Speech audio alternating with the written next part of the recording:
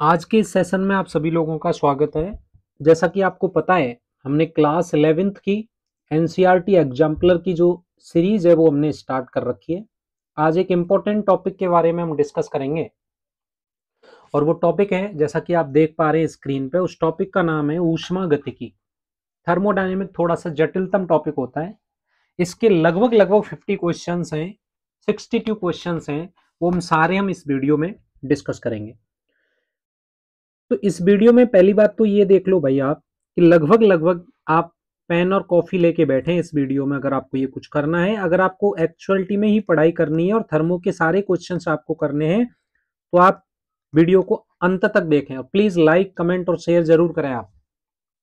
Question number पहला हम start करते हैं, आपकी स्क्रीन पे है। और क्वेश्चन नंबर पहला क्या कहता है, ध्यान से सुनेंगे आप। ये मल्टीपल चॉइस क्वेश्चंस हैं और क्वेश्चन नंबर पहला ये कह रहा है कि ऊष्मागतिकी खाली जगह संबंधित नहीं है। आपको बताना है कि किससे संबंधित नहीं है। तो रासायनिक अभिक्रिया में ऊर्जा परिवर्तन, अभिक्रिया के होने की सीमा, अभिक्रिया की दर और अभिक्रिया होने की संभावना। देखो ये वाला जो टॉपिक है ना, अभिक्रिया की दर, इसके बारे में ऊष्मागतिकी नहीं बताती। और इसके बारे में जो आपको एक साइंस की जो ब्रांच बताती है, उस ब्रांच का नाम है केमिकल काइनेटिक्स। तो हम पढ़ेंगे क्लास 12th के अंतर्गत केमिकल काइनेटिक्स। केमिकल काइनेटिक्स हमें प्रोवाइड करती है कि अभिक्रिया का रेट ऑफ रिएक्शन क्या होगा। उसके बारे में जो साइंस बताती है हमें, वो हमें बताती है, उस साइंस का नाम है रासायनिक बलगतिकी, वो हमें बताती है। तो आपसे पहले इस पहले क्वेश्चंस का करेक्ट आंसर आपके सामने क्या होगा, कौन सा करेक्ट होगा? आपका क्वेश्चन ऑप्शन नंबर 3 होगा। सेकंड पार्ट, निम्न में से कौन सा सही पूछा है? देखो मैंने आपको तीन चीज डिस्कस की है। एक खुला पात्र होता है, एक खुला निकाय होता है, एक आपके पास बंद निकाय होता है और एक आइसोलेटेड भी होता है। आइसोलेटेड में ऊष्मा का आदान प्रदान नहीं होता। खुले में क्या होता है कि मास तो चला जाता है लेकिन एनर्जी नहीं जाती, और बंद में दोनों जाते हैं। कि एक ढके हुए बीकर में अभिकारक स्पीसीज की उपस्थिति में खुले निकाय का, गलत है ये तो। बंद निकाय में देखो ऊर्जा और द्रव्यमान दोनों का विनिमय होता है, बिल्कुल नहीं होता। कॉपर के बंद पात्र में अभिकारक की उपस्थिति में बंद निकाय का उदाहरण है। ऊष्मारोधी पात्र में अभिकारकों की ऊष्मारोधी है अगर, तो वो कौन से पात्र होगा? वो आपका विलगित होगा। तो हमारा करेक्ट ऑप्शन कौन सा होगा? 3 होगा, क्योंकि कॉपर के बने एक पात्र में अभिकारकों की उपस्थिति में कौन सा उदाहरण है? ये बंद पात्र का उदाहरण है। क्वेश्चन नंबर तीसरा हम डिस्कस कर रहे हैं। वो कह रहा है गैस की अवस्था का वर्णन करने के लिए आपने आइडियल गैस इक्वेशन पढ़ी है कि पीवी बराबर होता है एनआरटी, और पी आपके पास प्रेशर होता है, वॉल्यूम होता है, मोल होता है, ये गैस स्थिरांक होता है, ये टेम्परेचर होता है। तो कौन सा ऑप्शन करेक्ट होगा? दाब यानी प्रेशर, वॉल्यूम और टेम्परेचर की हमें क्या होगी? नीड होगी, और मात्रा की। एक क्वेश्चन नंबर चौथा है और सिंपलेस्ट सवाल है ये, और मैंने आपको डिस्कस भी किया है। आप ध्यान से सुनेंगे कि सवाल क्या है, ध्यान से सुने। कि भाई ये कह रहा है कि एक गैस है, उस गैस का आयतन, आयतन पहले V था, अब घटकर क्या रह गया? B/2 रह गया। वो पूछ रहा है विशिष्ट ऊष्मा। आपको पता है भाई कि विशिष्ट ऊष्मा मैंने आपको बता रखा है स्पेसिफिक हीट। स्पेसिफिक हीट तो इंटेंसिव नहीं, एक्सटेंसिव प्रॉपर्टी है। और एक्सटेंसिव प्रॉपर्टी का मतलब मीनिंग्स क्या होता है बताओ? एक्सटेंसिव प्रॉपर्टी का मतलब होता है वो चेंज नहीं होती।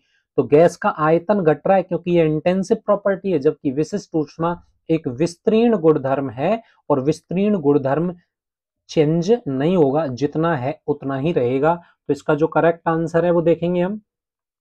आपके पास ये वाला इसका आंसर अभी ऑप्शन में अपरिवर्तित रहेगा, तो क्या टिक करोगे आप? अपरिवर्तित रहेगा।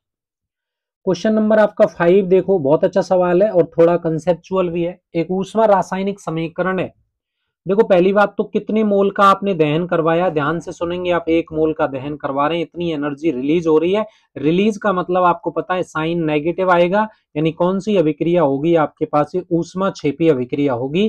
तो जिन जिन में साइन नेगेटिव है वो आएगा। तो चौथा ऑप्शन तो होगा नहीं, और ये है नहीं। तो अब हमें दिमाग लगाना है इन दो में। देखो वर्ड 1 मोल है, देखो दहन कराते हैं तो लगभग इस वाली इक्वेशन में उन्होंने 2 का गुणा किया है, केवल अंतर इतना है, 2 का गुणा करने पे ये प्राप्त हुआ है।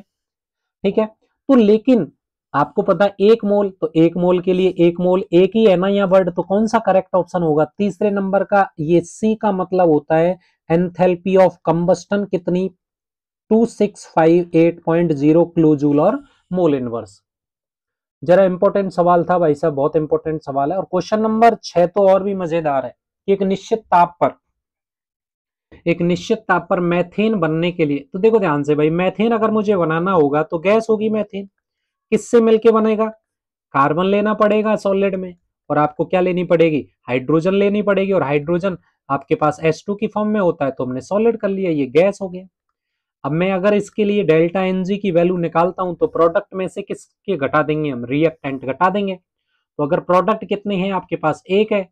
प्रोडक्ट कितना है हमारे पास? एक है। रिएक्टेंट कितने हैं? दो हैं। तो वैल्यू कितनी आ गई बताओ? -1 आ गई।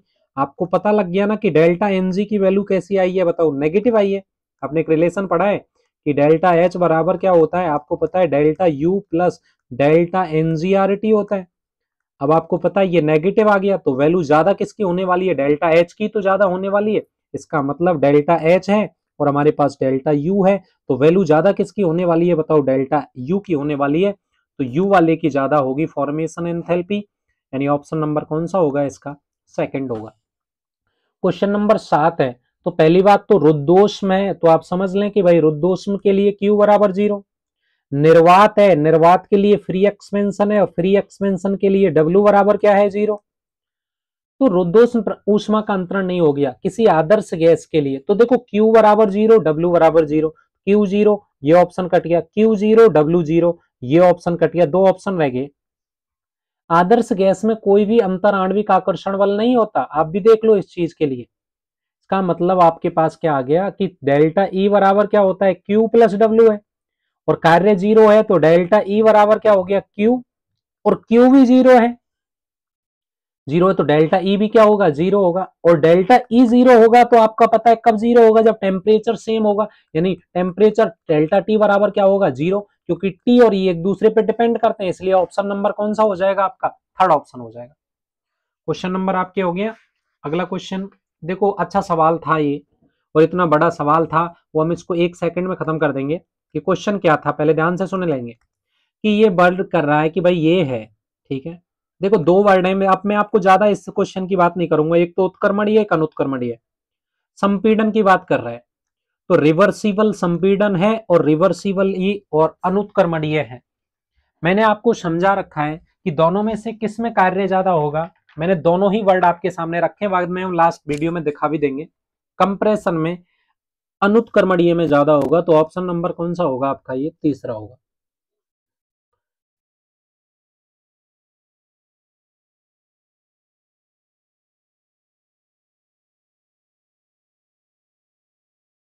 हाँ जी, अगला क्वेश्चन क्या कहता है देखो।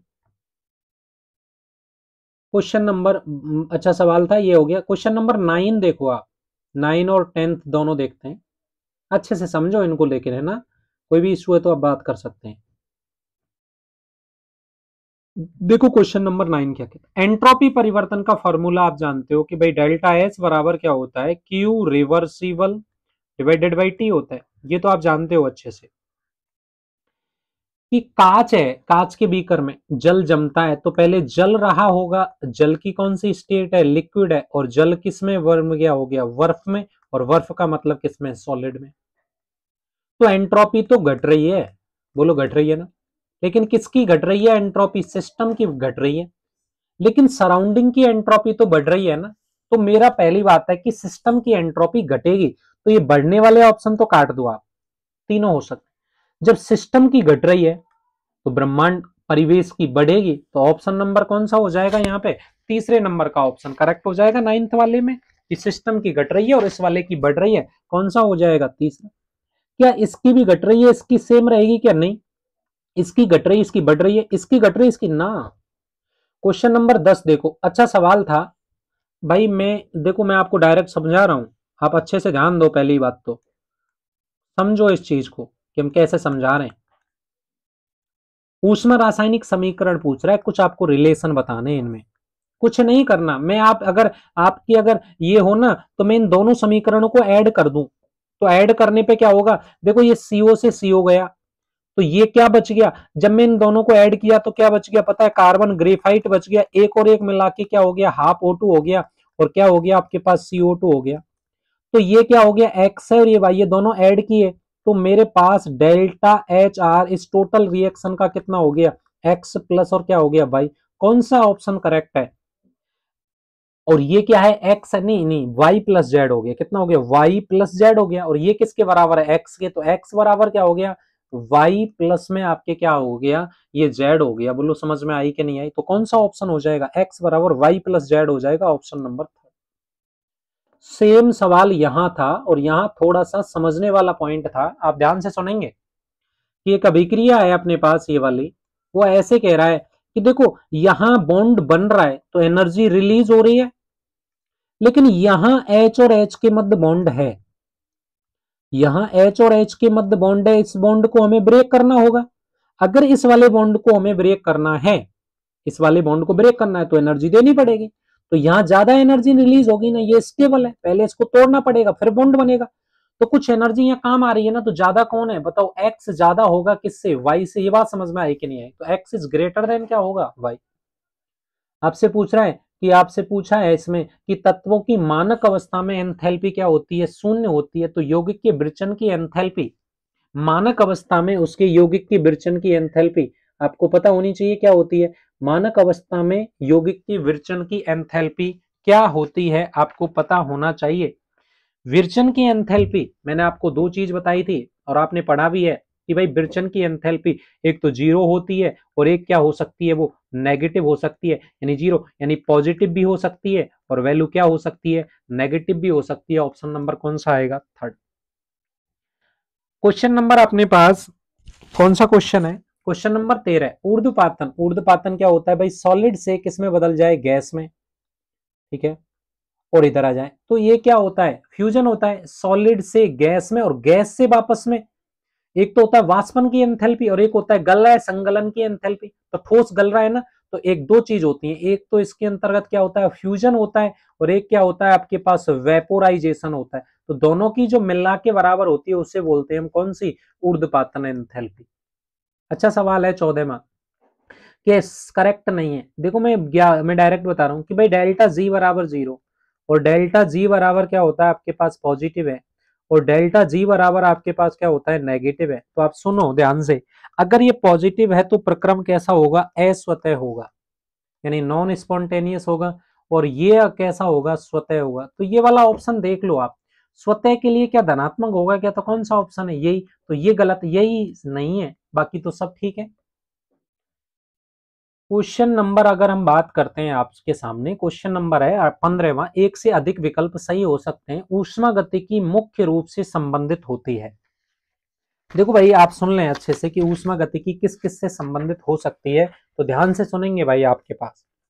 तो पहली बात तो आपके पास है कि एक एक संबंध से एक रूप से दूसरे रूप में रूपांतरण होता है, ये ठीक है। ऊर्जा अंतरण से ये कैसे किस दर से संपन्न होते हैं, इसका कोई दर, दर के वाले में तो केमिकल काइनेटिक्स बताती है हमें, और केमिकल काइनेटिक्स 12th में। साम्य अवस्था में, जो एक साम्य अवस्था से कौन सी साम्य अवस्था में चला जाए, दूसरी साम्य अवस्था में, ये भी सही है। क्या छोटे निकाय के लिए सिस्टम सही है क्या, ये नहीं, ये तो मैक्रोस्कोपिक के लिए यानी बड़े निकाय के लिए होता है, तो ये भी नहीं हो सकता, ये भी नहीं हो सकता, तो करेक्ट ऑप्शन कौन सा होगा, पहला होगा, और कौन सा होगा, सेकंड होगा। चलें, देखो ऊष्मा क्षेपी अभिक्रिया में ऊष्मा निकलती है तो दो वर्ड है भाई, ऊष्मा निकल, देखो जैसे मेरे पास कोई सिस्टम है, अगर मैंने सिस्टम को हीट दी तो पॉजिटिव, सिस्टम से ली तो नेगेटिव, सिस्टम पर कार्य किया पॉजिटिव, सिस्टम ने कार्य किया नेगेटिव, इसका मतलब ऊष्मा निकलती है ना, तो H नेगेटिव होगा। लेकिन QP यानी उसकी तो एनर्जी क्या हो गई, मैं कह रहा हूं निकाय के लिए, तो निकाय के लिए तो क्या हो गया, कम हो गया, लेकिन परिवेश के लिए क्या हो गया, ज्यादा, तो दो ऑप्शन हो गए निकाय के लिए। तो एक क्वेश्चन अच्छा है कि अगर स्पॉन्टेनियस प्रोसेस है तो बाह्य कारक की सहायता के बिना अग्रसर होने का सामर्थ्य रखना, स्वतः प्रवर्तित प्रक्रम होने वाले प्रक्रम, ठंडे से गर्म की ओर ऊर्जा का प्रवाह, ठंडे से गर्म की ओर, स्वतः नहीं होता भाई, काम करना पड़ता है ना। चलो दूसरा, पात्र पात्र की गैस का संकुचित कार्य करना पड़ेगा, प्रसार तो अपने आप हो जाता है। अगर आपने कार्बन को ऑक्सीजन की प्रेजेंस में दहन करवाने पर कार्बन डाइऑक्साइड बनेगा बनेगा, तो कौन से, दोनों सही है। ठीक है, ये सवाल तो मैंने आपको डिस्कस भी किया है, पर और भी कर लेते हैं, देखो ध्यान से सुनेंगे। क्वेश्चन नंबर 18 कह रहा है, इंपॉर्टेंट सवाल है कि 300 केल्विन पर और 600 केल्विन पर संपन्न कार्य ज्ञात कीजिए। तो पहले वर्ड सुनो, समतापीय उत्क्रमणीय। तो आपको मैंने बता रखा है कि भाई W बराबर, आपको तो दिया है ना nRT, क्या दिया है, मैं अपनी सुविधा के लिए लिख सकता हूं V फाइनल। अगर आपको पता है V2 डिवाइडेड बाई क्या लिख लो, V1 लिख लो। तो आपके पास W बराबर क्या हो गया, माइनस के nRT, nR टेम्परेचर कितना ले लिया आपने, पहले मैं 600 वाला निकाल रहा हूं, 600 इंटू V फाइनल कितना है बताओ आपके पास 10, और V1 और V2 कितना हो गया 1। तो ये कह रहा है कि आयतन 1 मोल है, 1 मोल 1 है, और 10 गुना, तो प्रारंभ में 1 था फिर 10 था, तो ये कार्य निकाल रहा हूं मैं 600 पे। अगर यही वाला कार्य मैं 300 पे भी निकालूं तो W बराबर क्या हो जाएगा, माइनस के NR इंटू 300, और ये क्या हो जाएगा, वही आपके पास लॉग लगा लेना, इसमें भी लॉग लग जाएगा, लॉग 10/1, तो ये कट जाएगा, ये कट जाएगा, ये सब कुछ कट जाएगा, मोल की दो हो गया ना। तो मेरे पास क्या हो गया कि जो W 600 वाला कार्य है ना, वो हो गया किसके, W 300 वाले कार्य के, और गुणा कितने में हो जाएगा, ये 2 के। यानी 600 पे जितना कार्य होगा वो 300 के कार्य से कितना है, दुगना। तो 600 पर किया गया कार्य 300 किए गए कार्य का दुगना है, पहला ऑप्शन तो ये। दोनों स्थितियों में अगर समतापी है, समतापी के लिए डेल्टा टी बराबर क्या होता है, आपको 0 होता है।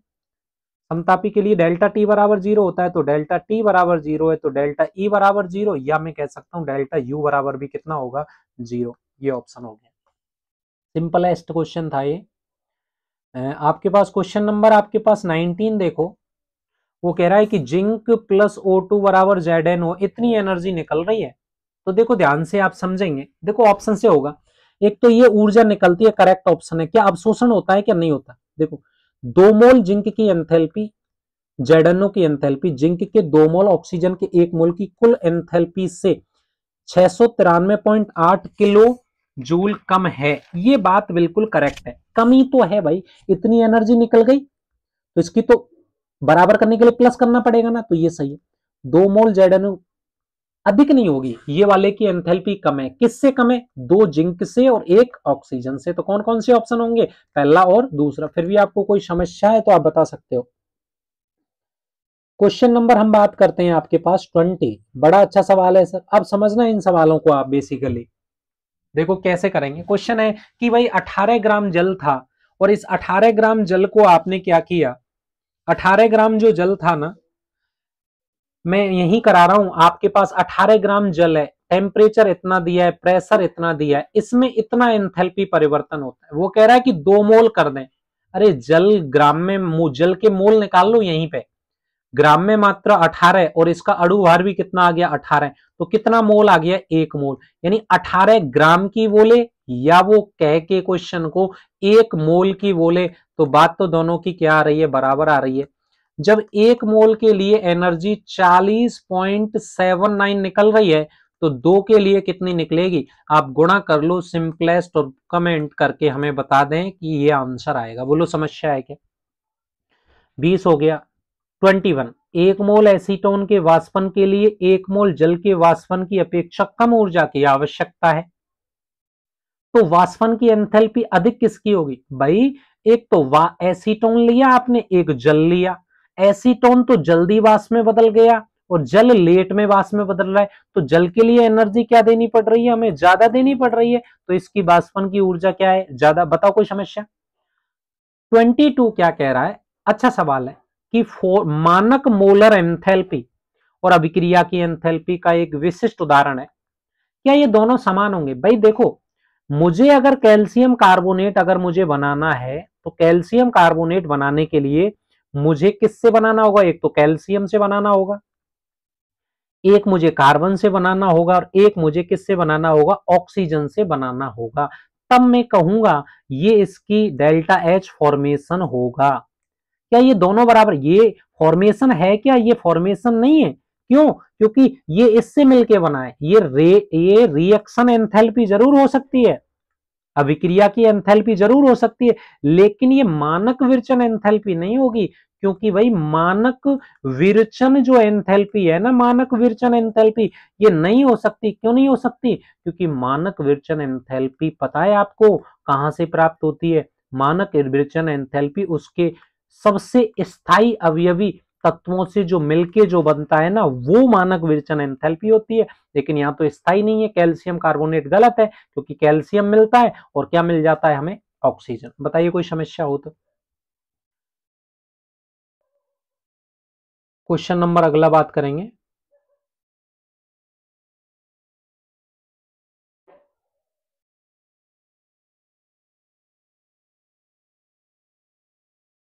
क्वेश्चन नंबर देखना, आप ध्यान से देखो अच्छे से, सारे सवाल इंपॉर्टेंट है, मैंने सारे करवा रखे हैं, एक भी सवाल तो ऐसा नहीं है जो नहीं करवाया हो। देखो आप, एक एक चीज होगी। 30 अमोनिया के लिए फॉर्मेशन इतना है, अमोनिया के लिए इतना है। वो कह रहा है कि इस अभिक्रिया के लिए एंथैल्पी परिवर्तन ज्ञात करो। चलो अमोनिया के लिए फॉर्मेशन है तो भाई अमोनिया बनानी है मुझे। अमोनिया बनाने के लिए मुझे NH3 चाहिए। NH3 किस किस से मिलकर बनेगा? भाई N2 से मिलकर बनेगा, और किससे मिलकर बनेगा? H2 से मिलकर बनेगा। तो आपको पता है N2 से मिलकर बनेगा, और किससे मिलकर बनेगा? अमोनिया आपके पास सबसे स्थायी रूपों से मिलकर बनेगा। स्थायी रूप अपने पास यही है, ये वाला ही है। तो स्थायी रूप के लिए नाइट्रोजन 1 चाहिए, तो यहाँ हाफ 1/2, और ये वाला 3/2। बताओ यहां तक कोई समस्या है? देख लेना भाई इसको, है ना, थोड़ा सा जगह की हमारे पास कमी है। तो ये वाला बनेगा। इसके लिए फॉर्मेशन दिया है डेल्टा HF, फॉर्मेशन दिया है, तो कितना दिया है बताओ? 91.8 दिया है, क्योंकि 1 मोल के लिए ही तो बनाना है। अगर मैं इस रिएक्शन को 2 से गुणा कर दूं, देखो ध्यान से, कुछ भी नहीं है, तो क्या रिएक्शन प्राप्त होगी? N2 प्लस क्या प्राप्त हो जाएगा बोलो? 3H2 इज इक्वल टू क्या प्राप्त हो जाएगा बताओ? 2NH3। अब जब ये प्राप्त हो गया 2NH3, तो इसका मतलब अगर मैं इस फॉर्मेशन वाले में गुणा कर रहा हूं मैं, हालांकि, तो क्या हो जाएगा? 2 इंटू 91.8 हो जाएगा। अगर मैं इसका गुणा कर दूं, 8 दूनी 16 में 6 को हासिल लगी 1, 2 एकम 2 और 1 3, और 9 दूनी 18, यानी 183 पॉइंट नेगेटिव आ गया। अगर मैं इस वाली रिएक्शन को रिवर्स कर दूं तो साइन भी चेंज हो जाएंगे। अगर मैंने इसको रिवर्स किया तो क्या रिएक्शन बनी बताओ? 2NH3 इज इक्वल टू क्या हो गया? ये हो गया N2 प्लस में क्या हो जाएगा बताओ? 3H2 हो जाएगा। और अपने पास ये वैल्यू प्लस हो गई, यानी कितनी हो गई? 183.6 हो गई। इसका मतलब नेगेटिव। तो इसके लिए डेल्टा HR एंथैल्पी परिवर्तन कितना हो गया? प्लस के 183.6 हो गया आपके लिए। तो ये इसका करेक्ट आंसर हो गया, कुछ भी नहीं था, सिंपल था। कह रहा है कि एंथैल्पी एक्सटेंसिव प्रॉपर्टी है, जो सामान्य रूप से यदि एक मार्ग से एक समग्र अभिक्रिया A और B के लिए इतना है, तो 1 है, 2 है, 3 है, तो B प्राप्त होता है। तो समग्र के लिए R और क्या संबंध होगा? अरे हेस का नियम होता है भैया, हेस का नियम होता है डेल्टा R बराबर क्या होता है? मैंने बताया ना कि delta H1 plus delta H2 plus में क्या आ जाएगा? Delta H3। बोलो आएगा कि नहीं आएगा? कहीं कोई समस्या नहीं है, इसका नियम है। यानी अगर मैं ये निकालूंगा तो इन सब को जोड़ दूंगा। अच्छा अगला सवाल देखो, मैं डायरेक्ट करवा रहा हूं आपको एक एक चीज को। क्वेश्चन नंबर क्या कह रहा है? हटा देते हैं इसको। अच्छे अच्छे सवाल है भाई। क्वेश्चन नंबर देखो फिर, ये 25 देखो। अरे इतना हो रहा है, कड़न दे रखा है देख लो। ये क्वेश्चन एनसीईआरटी का है, लेकिन यहाँ बंद कितने? 4। तो मैंने बताया था ना क्या कि भाई 1665 में आप भाग लगा दो कितने का? 4 का, और जो भी आंसर आएगा उसको आप कमेंट बॉक्स में कर दें। अच्छा ये देखो भाई, आप जो समझ में आ रहा था ना आप लोगों के, कि भाई आंकड़ों का NAVR के लिए जालक ऊर्जा की गणना कीजिए, जो मैंने छुड़वाई थी ना आपके लिए लाइन, वो वाली चीज आप यहां पढ़ेंगे। अब देखो अच्छे से समझना इस वाले क्वेश्चंस को कैसे पढ़ेंगे हम। ये वाला जो क्वेश्चंस है ना उसको आप अच्छे से पढ़ना। सोडियम धातु के लिए आपके पास सब्लिमेशन एनर्जी भी दे रखा है, सब्लिमेशन एनर्जी दे रखी है। वो ये पूछ रहा है कि जालक ऊर्जा ज्ञात कीजिए। देखो मैं बताऊं आपके सामने कैसे, 1 सेकंड लगेगी हमें इस सवाल को करने में, और ज्यादा बड़ा कंसेप्ट भी नहीं है। देखो भाई मैंने पहले सब्लिमेशन एनर्जी दी, फिर मैंने आयनन ऊर्जा दी, फिर इलेक्ट्रॉन लब्धि एंथैल्पी निकली, फिर आवंद वियोजन एंथैल्पी कितनी थी? 192 थी। तो 192 थी ना, तो Vr2 के लिए मुझे कितनी करनी पड़ेगी? वो आधी करनी पड़ेगी, है ना। देखो Vr2 है ना, तो आपको पता है इसके लिए मैं 2 का भाग लगा दूं, और 2 का भाग लगाने पे मेरे हिसाब से आपके पास कितना आ जाएगा? बोलो 96 आ जाएगा। और ये इसका फॉर्मेशन है। तो जो फॉर्मेशन होगा, हेस का नियम लगाना है मुझे, फॉर्मेशन इन सब का योग होगा कि नहीं होगा? इसका मतलब मैं क्या लिखूं कि भाई डेल्टा एच एफ नॉट बराबर क्या लिखूंगा? Delta H sublimation plus of delta H ionisation. ध्यान से सुनना अब आप, है ना। थोड़ा सा मैं इसको साइड में करूंगा। सब्लिमेशन हो गया। फिर देखो मैं क्या लिखूंगा? Delta H electron gain enthalpy plus, फिर मैं क्या लिखूंगा? Delta H bond dissociation energy. तो फॉर्मेशन एंथैल्पी की बात करेंगे हम आपसे, और फॉर्मेशन एंथैल्पी, और जब ये बंद बन जाएगा तो उसके पास कुछ एनर्जी होगी, और वो एनर्जी क्या होगी? कौन सी ऊर्जा कहलाएगी? जालक ऊर्जा। तो देखो ध्यान से, अब कौन पॉजिटिव होगा कौन नेगेटिव होगा? इस वैल्यू तो दिया है फॉर्मेशन की 360.1 बराबर, सब्लिमेशन एनर्जी मुझे देनी पड़ेगी, तो ये आ गया 108.4 प्लस, ध्यान से सुने जाओ आप, तो आयोनाइजेशन एनर्जी मुझे देनी पड़ेगी 96 प्लस, बंद इलेक्ट्रॉन के जुड़ने पर एनर्जी, बॉन्ड बनेगा, एनर्जी रिलीज होगी, एनर्जी रिलीज होगी, तो ये वाली वैल्यू कितनी आएगी? बोलो माइनस के 325। और बॉन्ड को आपके पास क्या है? बंद के, आप इलेक्ट्रॉन के जुड़ने पे ध्यान रखना, ये वाला पॉइंट आप ध्यान से सुन लें। इलेक्ट्रॉन के जुड़ने पे एनर्जी क्या होगी आपको पता होना चाहिए भाई, ध्यान से सुने। मैं आपको, और मैंने शायद नोट्स में नहीं लिखवाया है कि इस, आप जब इलेक्ट्रॉन ग्रहण करेगा तो ऊर्जा बाहर निकलेगी, ऊर्जा बाहर निकलेगी अपने पास, ठीक है। और एक और चीज, ऊर्जा बाहर निकलेगी तो ये वैल्यू कितनी है? माइनस के 325 हो गई, इलेक्ट्रॉन गेन एंथैल्पी हो गया। और बंद को तोड़ने के लिए भी आपको क्या देनी पड़ेगी?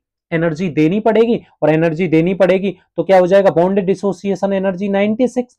और जब ये बॉन्ड बनेगा तो देखो ध्यान से सुनो भाई, Na गैस होगा, और ब्रोमीन भी आपके पास उस स्टेज में होगी, ठीक है ना। ब्रोमीन भी आपकी गैसीय फॉर्म में होगा, तो NaBr का कॉम्प्लेक्स बनेगा, और जब NaBr का कॉम्प्लेक्स बनेगा तो क्या होगा? एनर्जी रिलीज होगी, यानी जालक ऊर्जा बाहर निकलेगी। तो मुझे ये वाली कैलकुलेट करनी है, मैं इसको इधर ले आऊं, तो ध्यान रखना U बराबर, और U को बोल रहे हैं हम जालक ऊर्जा, तो देखो 108.4 प्लस में कितना? 496, माइनस के कितने? 325, और ये हो गया प्लस के कितने? 360.1। कैलकुलेशन कर लेना और इसका आंसर बता देना मुझे, और इसका आंसर आएगा कितना? 735.5 किलो जूल। और कौन सा इनवर्स आ जाएगा? मोल इनवर्स आ जाएगा। किसी भी प्रकार की कोई समस्या है तो आप बता सकते हो। सिंपल हेस का नियम लगाना है, कौन पॉजिटिव और कौन नेगेटिव। देखो इन्होंने क्या है, ब्रोमीन की आवंद वियोजन एंथैल्पी यहां पे इन्होंने नेगेटिव दे रखी है। ब्रोमीन की जो बंद वियोजन ऊर्जा है वो नेगेटिव है, ये गलत है। यहाँ वर्ड क्या आना चाहिए इनका? पॉजिटिव आना चाहिए।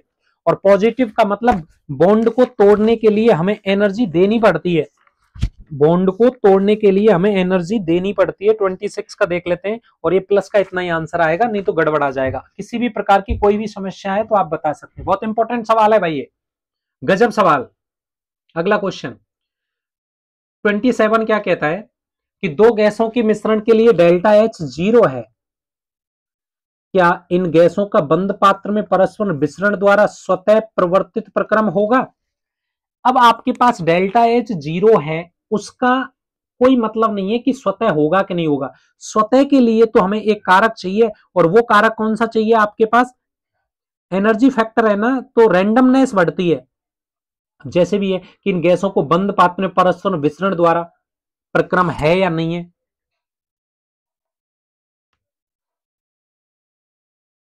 तो यहां एंट्रोपी बढ़ रही है, और एंट्रोपी बढ़ रही है तो स्वतः प्रवर्तित प्रक्रम होगा। 28वां सवाल देखो, ऊष्मा का निकाय पर यादृच्छिक प्रभाव है। ताप निकाय में कणों की अस्त व्यस्तता की गति का औसत माप है। तीनों प्राचालों में संबंध स्थापित करने वाला। अरे एंट्रोपी लिख दो भाई, डेल्टा एस बराबर क्यू, आपने पढ़ा है ना, क्यू रिवर्सिबल और डिवाइडेड बाई क्या आ जाएगा टी। ये आपके पास आ गया, बोलो समझ में आई कि नहीं आई। ये है ऊष्मा गति किस किस में, ताप में और कणों की अस्त व्यस्तता में, और ये क्या है ऊष्मा क्यू में। अच्छा सवाल है भाई, अच्छा सवाल पढ़ रहे हैं हम एक एक। कि वो कह रहा है कि परिवेश की एंथैल्पी में वृद्धि निकाय की एंथैल्पी में कमी के बराबर है। सही बात है कि परिवेश की एंथैल्पी वृद्धि होगी तो निकाय की कमी होगी। क्या आपके पास दोनों चीजें हैं, क्या परिवेश और निकाय का ताप समान होगा जब वो ऊष्मीय गतिकीय साम्य होंगे? जब हाँ, ताप तो समान रहेगा जब वो उस साम्य में होंगे। ये अभिक्रिया दे रखी है, केपी का मान दे रखा है, क्या बताइए अभिक्रिया स्वतः होगी या नहीं? देखो सुनो, इसके लिए आप सुन लो, इसके लिए मोल निकाल लो आप, डेल्टा एनजी की वैल्यू निकालो, और डेल्टा एनजी की वैल्यू कितनी आ गई 2 - 1 आ गई, यानी वैल्यू कितनी आ गई 1। आपको मैंने रिलेशन बताया कि भाई डेल्टा जी बराबर क्या होता है minus K R T L N Kp. Kp याद कर लो, अभी आप पढ़ लेंगे इक्विलिब्रियम वाले चैप्टर में। तो केपी की वैल्यू है कितनी आपके पास 0.0 आपके पास 98 है, एक से कम है ना, तो एक से कम पे वैल्यू इसकी क्या आएगी नेगेटिव, और नेगेटिव नेगेटिव क्या आ जाएगा यहां से आंसर पॉजिटिव। पॉजिटिव आ गया तो प्रक्रम कैसा हो जाएगा, अस्वतः प्रक्रम हो जाएगा, यानी नॉन स्पॉन्टेनियस हो जाएगा। अगला क्वेश्चन क्या कहता है, अच्छा सवाल है, वेरी इंपॉर्टेंट क्वेश्चन है कि भाई ये कोई आदर्श गैस है, एक मोल को, ये संकुचन है, ये वाला है, देखो यूं हो रहा है, अरे ये तो बन गया चक्रीय प्रक्रम। वो चक्रीय प्रक्रमों में क्या राज की बात है, सभी अवस्था फलनों का योग कितना होता है 0। किसका मान पूछ रहा है, डेल्टा एच का, बोलो यस और नो। सारे मजा आ रहा है कि नहीं आ रहा, बोलो कमेंट करके, कुछ तो बोल लो भाई। लिक्विड की मानक मोलर एंट्रोपी इतनी है और सॉलिड की, तो भैया लिक्विड की ज्यादा रहेगी, क्यों? क्योंकि लिक्विड में रेंडमनेस ज्यादा है, सॉलिड में रेंडमनेस कम है। लिक्विड से सॉलिड में जाने पर क्या होता है, लिक्विड से सॉलिड में जाने पर क्या होता है आपके पास, लिक्विड में सॉलिड पर जाने पर होता है आपके पास कि एंट्रोपी का मान क्या हो जाता है आपके पास, कम हो जाता है।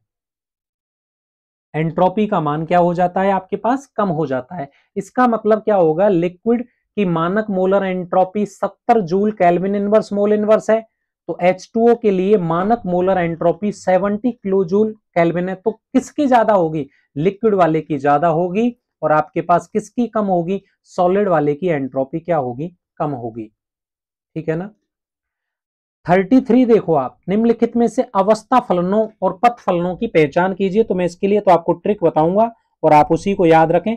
सचिन हमें पढ़ाओ और अंडर ग्रेजुएट का वेट, तो आपके पास क्या हो गया हमारे पास, ये अवस्था फलन, अवस्था एंट्रोपी अवस्था फलन, एंथैल्पी एंट्रोपी अवस्था फलन है, सब अवस्था फलन है, ये सारे के सारे सारे ही अवस्था फलन होते हैं आपके पास। यूवी क्या पूछ रहा है, एंथैल्पी एंट्रोपी, ऊष्मा पथ फलन है, कार्य पथ फलन है, ताप अवस्था फलन, मुक्त ऊर्जा अवस्था फलन, सब अवस्था फलन के कैटेगरी में आते हैं। ठीक है ना। क्वेश्चन नंबर अगला, अगले की बात करेंगे हम। अच्छा सवाल, सारे क्वेश्चंस करेंगे हम, एक एक चीज को ध्यान से सुनना भाई साहब, करा रहा हूं ना, मुझे आपको जैसे ही चाहिए कि आपके क्वेश्चंस हो रहे हैं ना, वैसे ही आपके लिए क्वेश्चन चाहिए, ध्यान रखना आप। क्वेश्चन नंबर आपके पास क्या है, 34 है, और 34 क्या कहता है अपने पास, 34 ध्यान से सुनेंगे। एसीटोन के लिए वाष्पन की मोलर एंथैल्पी जल की अपेक्षा कम है। थोड़ा मैं आपको डिस्कस करूं, देखो एक पात्र लिया हमने, एक पात्र के अंतर्गत एसीटोन लिया और एक पात्र के अंतर्गत हमने वाटर लिया। तो एसीटोन जो हमने भरा है ना, और एक जल भरा है, तो ध्यान रखना इस जल के अंतर्गत एक बॉन्डिंग होती है, उस बॉन्डिंग का नाम होता है हाइड्रोजन बॉन्डिंग। यानी जो हाइड्रोजन परमाणु होता है वो फ्लोरीन से जुड़ जाए, ऑक्सीजन से जुड़ जाए और नाइट्रोजन से जुड़ जाए।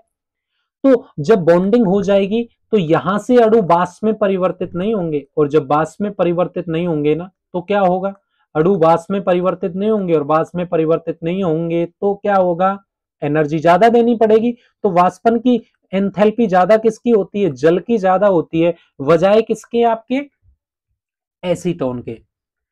क्वेश्चन नंबर 35 भी इंपॉर्टेंट है कि ये जी में से साम्य पर किसकी, देखो मैंने बोला कि साम्य अवस्था पर डेल्टा जी की वैल्यू क्या होती है, जीरो होती है। जरा सुने आप कि भाई आपने रिलेशन पढ़ा है कि भाई डेल्टा जी बराबर क्या होता है, डेल्टा जी नॉट प्लस का आर टी, और क्या होता है आपके पास एल एन के होता है। अगर ये वाला पॉइंट जीरो हो गया तो जीरो बराबर क्या हो गया, आपने पढ़ा है, मैंने पढ़ाया है कि डेल्टा जी नॉट प्लस के आर टी, और ये आपके पास क्या हो जाएगा, एल एन क्या हो जाएगा, के हो जाएगा। इसका मतलब अगर ये जीरो है, अगर मैं लॉग एक इसको मैं इधर ले आऊं, इसको ले आया तो डेल्टा जी बराबर क्या हो जाएगा, माइनस के आर टी, और क्या हो जाएगा, एल एन के हो जाएगा। अगर एल एन के का मान एक रख दें और एल एन के या लॉग एक की वैल्यू कितनी होती है, जीरो, तब डेल्टा जी नॉट का मान भी क्या होगा, जीरो। इसका मतलब कब जीरो होगा, जब ये के का मान कितना रख लें, हम एक रख लें, तब डेल्टा जी तथा डेल्टा जी नॉट दोनों ही क्या रहेंगे, जीरो। नॉर्मली जीरो कौन होता है, नॉर्मली डेल्टा जी क्या होता है, जीरो होता है, डेल्टा जी नॉट जीरो नहीं होता। अच्छा क्वेश्चन नंबर अगला देखो आप, कह रहा है कि स्थिर आयतन पर, यह क्वेश्चन अच्छा है, ये दोनों हो गए हमारे पास, कि स्थिर आयतन पर एक विलगित निकाय के लिए आंतरिक ऊर्जा परिवर्तन, आपको पढ़ा है फर्स्ट लॉ ऑफ थर्मोडायनेमिक क्या होता है, क्यू प्लस डब्ल्यू होता है। स्थिर आयतन पर कार्य बराबर जीरो होता है, तो डेल्टा ई बराबर क्या होता है, क्यू वी होता है। तो ये परिवर्तन ज्ञात किए कर लिया हमने। ये क्वेश्चन नंबर 36 है आपके पास, क्वेश्चन नंबर 36 का आंसर आपको हमने दे दिया है ना। और ये कह रहा है स्थिर आयतन पर विलगित है, और विलगित में Q बराबर भी क्या होता है, जीरो हो गया, और W बराबर भी क्या हो गया, जीरो हो गया। तो W बराबर जीरो हो गया तो डेल्टा E बराबर भी क्या हो गया, जीरो। यद्यपि ऊष्मा एक पथ फलन है, परंतु कुछ विशिष्ट परिस्थितियों में निकाय द्वारा अवशोषित ऊष्मा पथ फलन नहीं होती। वे कौन कौन सी अवस्था, क्या गजब सवाल है ना, सारा करवा रखा है ना, कि भाई कौन कौन सी स्टेट होती हैं जब वो अवस्था फलन है या वो पथ फलन की तरह बिहेव नहीं करता। तो दो स्थिति बता रखी है मैंने, क्या बता रखी है कि भाई आपको पता है डेल्टा ई बराबर क्या होता है, एक तो होता है क्यू पी प्लस क्या होता है आपके पास डब्ल्यू होता है, और एक क्या होता है आपके पास डेल्टा ई बराबर क्या होता है, क्यू वी प्लस क्या होता है, डब्ल्यू होता है। स्थिर आयतन पर कार्य जीरो होता है, तो डेल्टा ई बराबर क्या हो गया, यहां से आपका रिलेशन आ गया क्यू वी के। इसका मतलब अगर ये अवस्था फलन है तो ये भी कौन सा फलन होगा, अवस्था फलन होगा, होगा कि नहीं होगा। और एक और रिलेशन है कौन सा आपके पास, क्यूपी होगा। क्यूपी में आपके कांस्टेंट प्रेशर पे क्या होता है, आपने पढ़ी रखी है रिएक्शन, क्या होता है कांस्टेंट। अगर मैं प्रेशर की बात करता हूं तो प्रेशर पे क्या होता है, डेल्टा एच बराबर क्या होता है, आपको पता है क्या होता है, डेल्टा यू प्लस क्या होता है, पी डेल्टा वी होता है। डेल्टा एच बराबर क्या होता है, delta U plus P delta V होता है। तो यहाँ पे क्या होता है, ये कांस्टेंट प्रेशर पे होता है। इसका मतलब क्या हो गया, यहाँ पे क्यूपी बराबर क्या होता है, delta U plus delta U plus क्या होता है, पी डेल्टा वी होता है। इसका मतलब क्या हो गया, ये अवस्था फलन है, ये सारे अवस्था फलन है, तो ये भी किसकी भांति व्यवहार करता है, अवस्था फलन की भांति व्यवहार करता है। अब इसका तो डेरिवेशन हमने करवा रखा है आपको, ये वाली जो चीज है ना उसका डेरिवेशन आपको हमने बता रखा है, एट कांस्टेंट प्रेशर पे और एट कांस्टेंट वॉल्यूम पे, दोनों हमने आपको करवा रखे हैं। आप अपने नोट्स में देखो, अच्छे ढंग से करवा रखा है कि कब कौन सा होगा और कब कौन सा होगा, ये चीज हमने करवा रखी है आपको। और बाद में भी करवा रखी है, किसके लिए, समदाबी प्रक्रम के लिए, है ना। तो क्या रिलेशन आता है यहां से समदाबी प्रक्रम के लिए, कि ये आता है रिलेशन कि क्यू पी बराबर क्या होता है आपके पास, delta E plus P delta V होता है। और ये सारी चीजें आपको पता है कि अगर मैं इसको भी निकालूं, इसका भी करके डेरिवेशन तो मैंने फाइनल करवा रखा है कि क्यू पी बराबर किसके होता है, आपको पता है किसके हो जाता है, वो डेल्टा एच के हो जाता है। ये भी हम वेरीफाई कर चुका है, बस आप तो डायरेक्ट याद रखें कि एक तो होता है कौन सा बताओ, स्थिर दाब होता है, और एक होता है कौन सा, स्थिर ताप होता है। तो तब क्या होता है, ऊष्मा जो होती है वो किसकी भांति व्यवहार करती है, अवस्था फलन की भांति व्यवहार करती है। नहीं तो ऊष्मा कौन सा फलन है, पथ फलन है। बताओ कोई समस्या आपके सामने। अगला क्वेश्चन क्या कहता है, ध्यान से सुनेंगे भाई। ये हो गया अगला, ठीक है। क्वेश्चन नंबर 38 देखो भाई, एक गैस का मुक्त प्रसार होता है, समतापी होता है, तो समतापी में डेल्टा टी बराबर क्या हो गया बताओ, जीरो हो गया। मुक्त प्रसार में कार्य बराबर कितना हो गया, जीरो। अब डेल्टा टी बराबर 0 हो गया तो डेल्टा ई बराबर क्या हो गया 0। बताओ, करवा रखा है ना क्वेश्चन। ऊष्माधारिता, अब देखो क्या संबंध है। ऊष्माधारिता एक विस्तारी है, परंतु विशिष्ट ऊष्मा एक मात्रा स्वतंत्र का मतलब होता है विस्तारी गुणधर्म। अब ध्यान रखना, ऊष्माधारिता एक्सटेंसिव है, ये कौन सी होगी, इंटेंसिव होगा। स्पेसिफिक आ गया ना, विशिष्ट आ गया। तो आपको बता रखा है कि स्पेसिफिक की बात करते हैं तो वो क्या होती है, ऊष्माधारिता डिवाइडेड बाई क्या लगा दें, उसका अणुभार का भाग लगा दें। इसका मतलब क्या रिलेशन बताया था मैंने आपको इन दोनों का मैंने आपको अच्छी तरीके से रिलेशन बताया था क्या, कि Q वटे क्या था बताओ, डेल्टा टी था, और उसमें गुणा कर दो किसका, M का, तो ये बन जाता है विशिष्ट ऊष्मा। और विशिष्ट ऊष्मा को हमने C से रिप्रेजेंट किया था। अब Q अपॉन टी की जगह हमने क्या रख दिया, सीपी रख दिया। सीपी क्या है, ऊष्माधारिता बटे अणुभार। अब देखो यहाँ क्वेश्चन क्या कह रहा है कि क्या रिलेशन होगा 1 मोल जल के लिए। तो जल के लिए अगर हम निकालना चाहें, C बराबर सीपी अपॉन एम होगा तो Q बराबर एम अपॉन डेल्टा टी होगा। अगर मैं यहां से सीपी निकालना चाहता हूं तो ध्यान से सुनेंगे, कोई भी समस्या हो तो कमेंट करके बताइए, हमें पता तो लगे कि भाई हमारी समझाने में कहां दिक्कत है। तो गुणा कर देंगे एम से, और सी ध्यान रखना कौन सी, विशिष्ट ऊष्मा जल के लिए जो होती है वो कितनी होती है, 4.18, 4.18, और वो आ जाएगी जूल ग्राम इनवर्स, और क्या आ जाती है आपके पास, केल्विन इनवर्स आ जाएगी।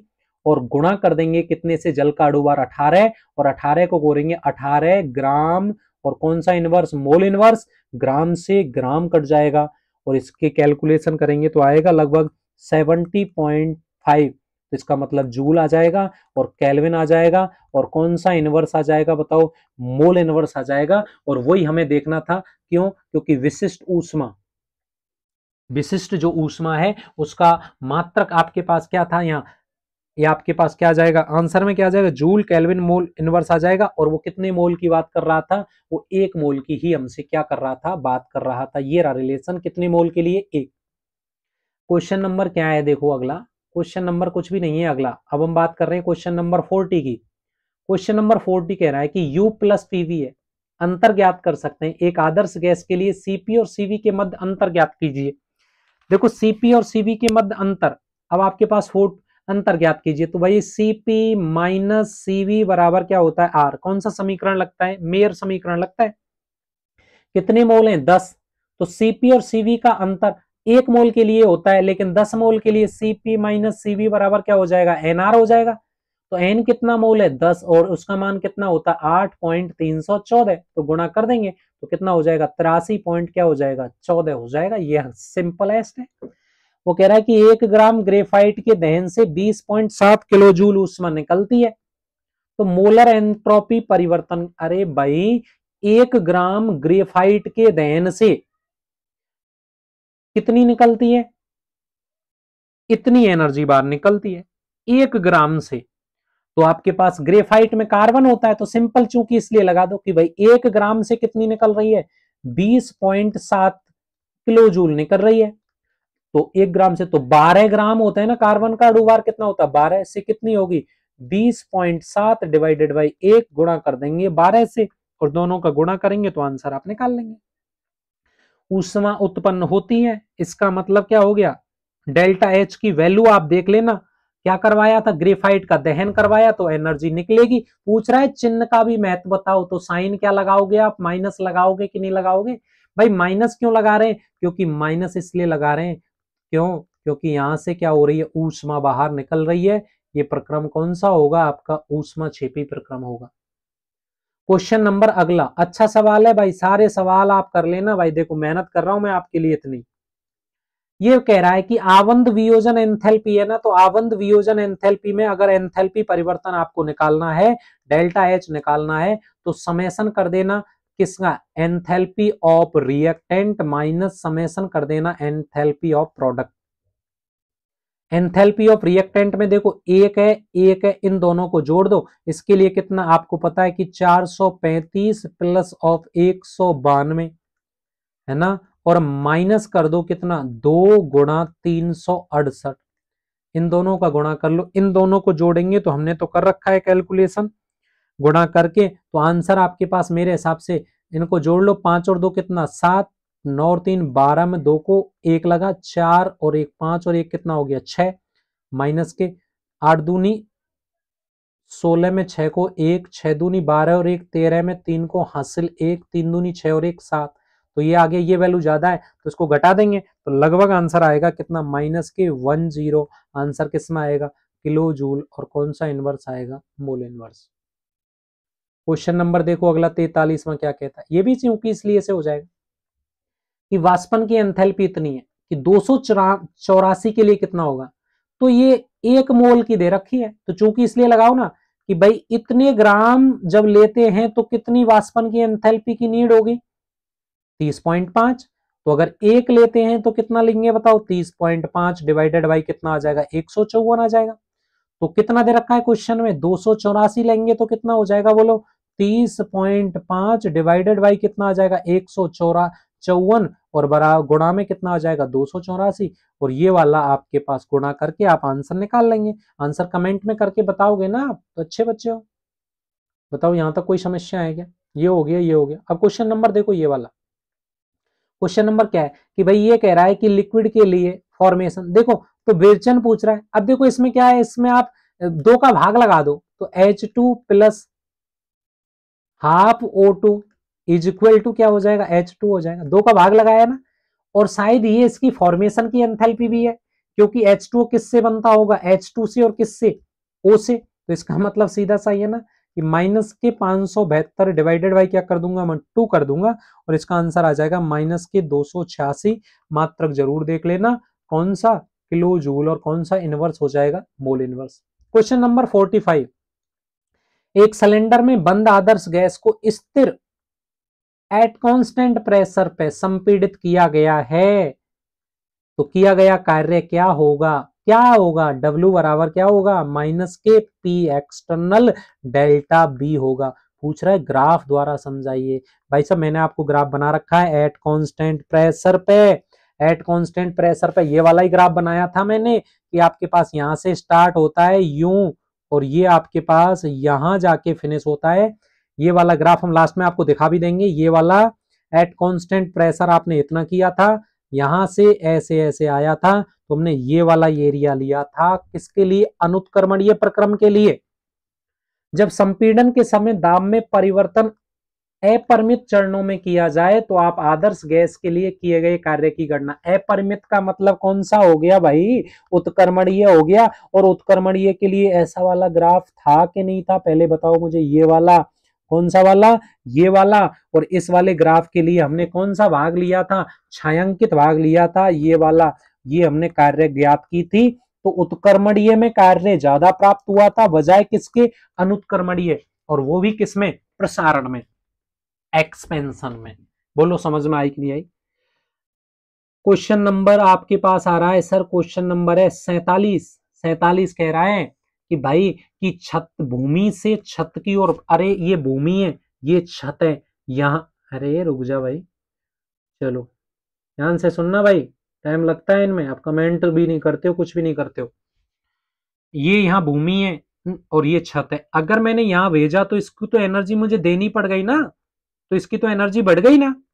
लेकिन ध्यान से सुनो यहां ये बना रिएक्शन एनर्जी निकल गई ना, तो यहां इस प्रक्रिया में स्थितिज ऊर्जा एंथैल्पी परिवर्तन स्वतः परिवर्तन के लिए सहायक कारक है। मतलब क्या कह रहा है आपके पास 47 में कि एनर्जी फर्स्ट में तो इसकी एनर्जी हमने दी है ना, यहां तो मैंने एनर्जी दी है, जबकि यहां एनर्जी क्या हो गई रिलीज हो गई। तो स्पॉन्टेनिटी यानी स्वतः प्रवर्तित के लिए कौन सा होगा ये वाला होगा। क्यों, क्योंकि इसने अपनी एनर्जी रिलीज कर दी, और जो रिलीज कर दी वो किसकी ओर प्राप्त हो जाएगा बताओ स्थायित्व की ओर प्राप्त होगा कि नहीं होगा। अगर वो स्थायित्व की ओर प्राप्त होगा इसका मतलब ये है कि सिस्टम स्टेबल होगा, और स्थायित्व के लिए ही तो हम सारी चीजें कर रहे हैं।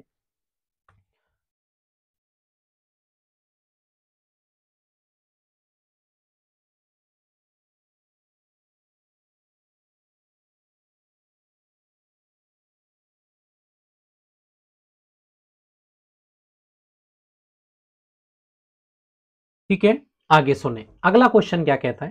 क्वेश्चन वैसे हो गए सारे पर अच्छे अच्छे सवाल है भाई, इनको आप एंजॉय के साथ कीजिए मजा आएगा। एक विशेष एंथैल्पी परिवर्तन ये दिया है, क्या आप इस आरेख में स्वतः प्रवर्तिता तय करना संभव है? भाई ये तो हम कह रहे हैं कि परिवेश से ऊष्मा क्या की है, हमने अवशोषित की है।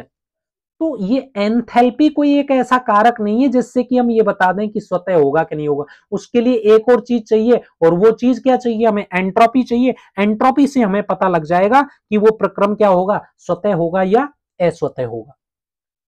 क्वेश्चन नंबर 49, एक परमाणविक आदर्श गैस 1 मोल का अवस्था से 2 अवस्था में प्रसार हो रहा है, ये हो रहा है, अरे होने दो प्रसार को, पूछ रहा है। तो प्रसार कार्य की गणना कीजिए। भैया क्वेश्चन ना करायो का, ये ग्राफ भी बनवायो भाई मैंने, समझो मेरे लाला, समझ लो। 2.303 मोल कितने हैं, एक, आर की वैल्यू कितनी होती है 8.314, गुणा टेम्परेचर की वैल्यू 298 केल्विन है, और गुणा में आपके पास क्या है, लॉग।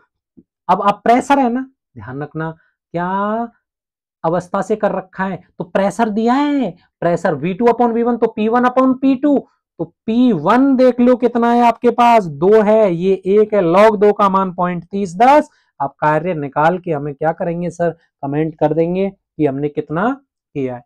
क्वेश्चन नंबर अगला, अरे 51 देखो सवाल डरा रहा है कि 2 बार स्थिर दाब पर एक आदर्श गैस का 10 लीटर से कितना 50 लीटर तक प्रसार होता है। गैस द्वारा किए गए कार्य की गणना कीजिए। क्या पूछ रहा है, स्थिर दाब एट कांस्टेंट प्रेशर, W बराबर फॉर्मूला मुझे याद है, P external V2 50 minus V1। आपकी समझ में आया कि नहीं आया, कौन सा फॉर्मूला लगाया हमने, 50 माइनस V1। तो आपको प्रेशर की यूनिट क्या दे रखी है, वार दे रखी है, तो कितना आ गया यहाँ से, P एक्सटर्नल 2 आ गया, और यहां से कितना आ गया 40 आ गया, तो बोलो कितना आ गया माइनस के 80, और अपने पास जब माइनस के 80 आ गया तो बार आ गया, और उसकी यूनिट का आ गई लीटर, यानी लीटर बार, और 1 लीटर बार कितना है 100, गुणा कर देंगे किससे, 80 है ना आपके पास, गुणा करेंगे किससे, 1 लीटर बार बराबर कितने जूल है, 1 लीटर बार में अपने पास कितने जूल हैं, आपके पास 100 जूल हैं। एक सेकंड, इसके आंसर में थोड़ी मिस्टेक लग रही है, चलो देखते हैं एक बार आंसर। क्वेश्चन नंबर अपना है ये लास्ट है 50। कभी मैच नहीं करते हैं एनसीईआरटी के आंसर। अच्छा हाँ, तो ये कितना हो गया आपके पास, माइनस के 80 गुणा कर देंगे कितने से, 100 से कर देंगे, देखो आंसर है ना, तो कितना हो गया माइनस के 8000 हो गया ना। अब वो किलो जूल में आंसर पूछ रहा है, तो ऑप्शन में है क्या, माइनस के 8 किलो जूल। भाई जब वो कह रहा है कि ये कार्य हम उत्क्रमणीय रूप से करवा दें, और क्या करवा दें, प्रसार ही करवा दें, ये तो अनुत्क्रमणीय, ये उत्क्रमणीय, और किस में कार्य ज्यादा होता है बताना मुझे भाई, बताओ कमेंट करके मुझे बताओ कि किस में कार्य ज्यादा होता है, उत्क्रमणीय में होता है कि अनुत्क्रमणीय में होता है। अनुत्क्रमणीय में कार्य ज्यादा होता है एट कांस्टेंट प्रेशर पे। बताओ कोई समस्या हो आपको, कहीं किसी भी प्रकार की कोई दिक्कत हो तो आप कमेंट वमेंट कर लो भाई, कोई पेट में दर्द हो तो बताओ, समस्या हो किसी भी प्रकार की तो बता सकते हो आप। आगे चलें, चलिए देखो आगे क्या है, क्वेश्चन नंबर आपके पास क्या है, देखो कुछ आपको मिलान करने हैं, और ये हम चीज आपको अब इसके लिए वो दूसरे पेज पे हैं, तो थोड़ा सा आपको कंप्रोमाइज करना पड़ेगा, आपको मिलान करना है। वो सेकंड पेज पे है, एक पेज पे आएगा नहीं, तो हम यहाँ आपके पास ये सारी चीजें हैं, ठीक है ना। तो देखो भाई आप समझना, ये सारे आपके पास दे रखे हैं, और मैंने आपको क्या क्या करवा रखा है, देखो ध्यान से, चलो देख लेते हैं जो है, इनमें से ही देख लेते हैं बाकी तो, कि रुद्धोष्म प्रक्रम है। आपको पता है भाई कि रुद्धोष्म जो प्रक्रम होता है ना, वो रुद्धोष्म प्रक्रम के अंतर्गत, अब वैसे आपको वो उधर देखना पड़ेगा, और ये वाला चीज यहाँ पे आएगी भी नहीं, किन्हीं कारणों से ये चीज हम ला भी नहीं सकते यहाँ, कैसे करेंगे, चलो ठीक है, देखो मिलान आप कर लेंगे है ना, इस कॉलम फर्स्ट को कॉलम सेकंड से मिलान करेंगे, तो अभी आपको देखना पड़ेगा, मैं बता देता हूं आपको। रुद्धोष्म प्रक्रम है, तो देखो रुद्धोष्म प्रक्रम में क्या नहीं होता, आप समझ लो भाई, रुद्धोष्म प्रक्रम के अंतर्गत ऊष्मा का आदान प्रदान नहीं होता, पहला पॉइंट। विलगित निकाय के लिए आपको पता है ना कि विलगित निकाय के लिए, विलगित कौन सा निकाय होता है, ना तो द्रव्य का ना ऊष्मा का, ऐसे मिलान करना है। पथ फलन कौन सा है, पथ फलन ऊष्मा है, डेल्टा। अब देखो U बराबर Q होगा स्थिर आयतन पे, किस पे होगा, स्थिर आयतन पे, यानी आयतन क्या होगा, अपरिवर्तनीय।